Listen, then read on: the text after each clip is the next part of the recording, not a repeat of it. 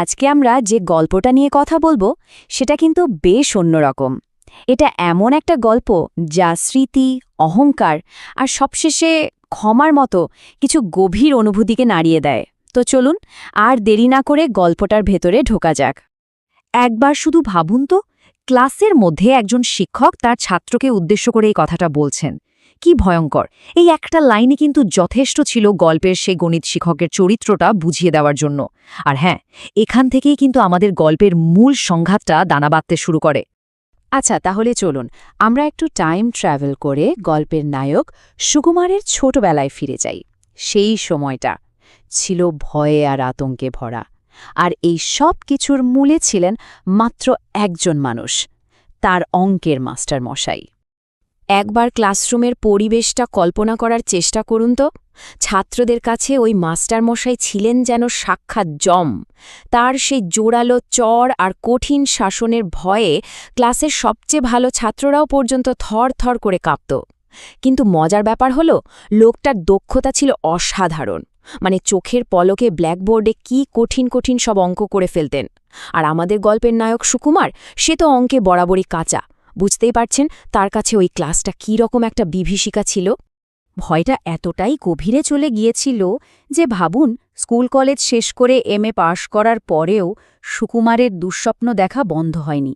স্বপ্নে বারবার ফিরে আসতেন সেই মাস্টারমশাই, হাতে সেই চকের টুকরো। আসলে এই ঘটনাটা আমাদের চোখে আঙুল দিয়ে দেখিয়ে দেয়, তাই না, যে ছোটবেলার কোনো আতঙ্ক মানুষের মনে কতটা গভীর দাগ কেটে যেতে পারে। বেশ, এবার গল্পটা একটা নতুন দিকে মোড় নিচ্ছে। সুকুমার এখন আর সেই ছোট্ট ছেলেটা নেই, সে এখন বড় হয়েছে, একজন লেখক হিসেবে বেশ নামডাকও হয়েছে তার। আর ঠিক এই সময়ে তার কাছে একটা সুযোগ আসে, অতীতকে শব্দে বন্দি করার একটা সুযোগ। একটা পত্রিকা থেকে তাকে বলা হলো তার ছোটবেলার অভিজ্ঞতা নিয়ে কিছু লিখতে। সুকুমার আর অন্য কিছু ভাবল না, সোজা বেছে নিল তার জীবনের সবচেয়ে বড় আতঙ্কের সেই অধ্যায়টা, তার গণিত শিক্ষক। যেন বহু বছর ধরে পুষে রাখা ক্ষোভটা উগরে দেওয়ার একটা মোঘামো সুযোগ পেয়ে গেল সে। তো তার লেখায় সুকুমার একেবারে ছাছা ছোলা ভাষায় ওই মাস্টারমশাইয়ের পড়ানোর পদ্ধতির সমালোচনা করলেন। তার যুক্তিটা খুব পরিষ্কার ছিল, জোর করে শাস্তি দিয়ে কাউকে কিছু শেখানো যায় না, এতে শুধু ছাত্রের মনে ঘৃণা আর ভয় জন্মায়। বলতে পারেন এটা ছিল তার পক্ষ থেকে এক ধরনের বুদ্ধিবৃত্তিক প্রতিশোধ। আর এই যে এত কিছু লিখল, এর জন্যে সে পারিশ্রমিক কত পেয়েছিল জানেন? মাত্র 10 টাকা। 10 টাকার নোটটা হাতে নিয়ে সুকুমারের ভেতর একটা অদ্ভুত অনুভূতি কাজ করছিল। তার মনে হচ্ছিল সে যেন তার ছোটবেলার সমস্ত ভয়, তার শিক্ষককে, সবকিছুকে মাত্র 10 টাকায় বিক্রি করে দিয়েছে।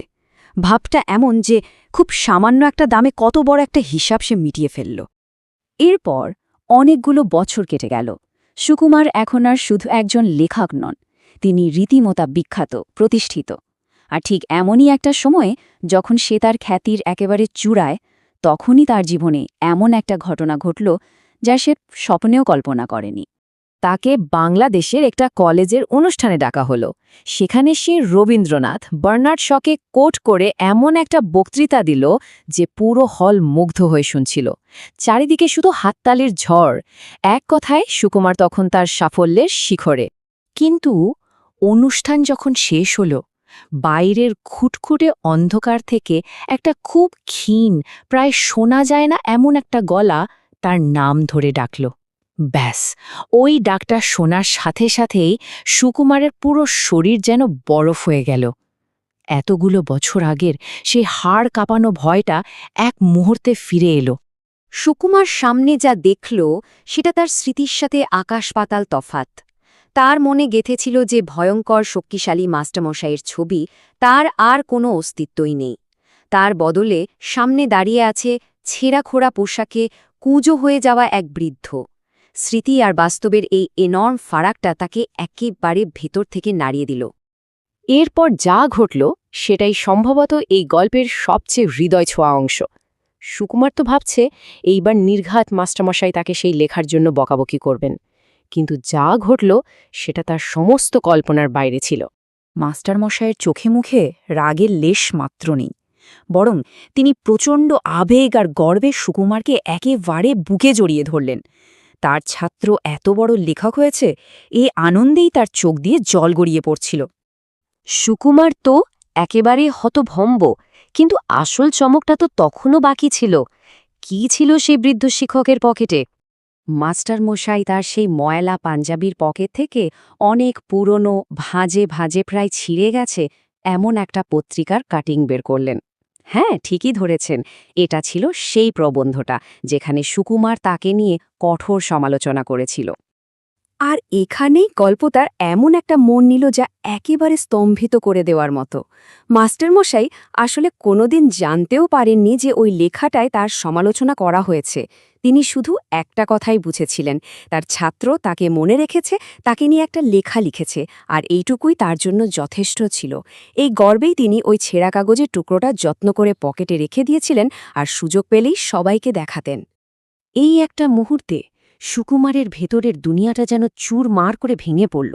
তার এতদিনের জমানো জ্ঞান, তার খ্যাতি, তার অহংকার, সব কিছুই তার কাছে হঠাৎ করে ভীষণ অর্থহীন আর তুচ্ছ বলে মনে হতে লাগল।